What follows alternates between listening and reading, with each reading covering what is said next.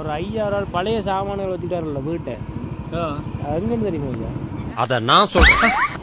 உங்களுக்கு என்ன மாதிரி சொல்லுவாங்க? I am help me.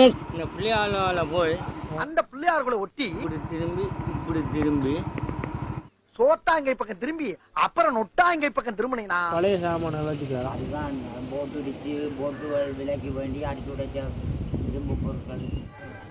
போட்டுகள் அடிச்சு உடைக்கிற இடம் இதுதானே? தானே எல்லாம் முடிஞ்சு வேலை சாமான் ஏற்றி கொண்டு முடியல ஒன்று கொஞ்சம் முடிஞ்சு அவரீங்க.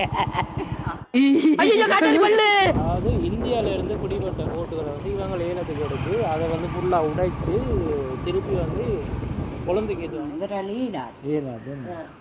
தை பிறகு 94 வயசு ஐயாங்க. இப்போ ஏழாங்க வந்துட்டு ஐயாவுக்கு சரியா சுகமில்லைன்னு சொன்னால் அதெல்லாம் இப்போ போகிறோம். வீடு அங்கே இருக்குன்னு தெரியுமா? அதை நான் சொல்றேன்.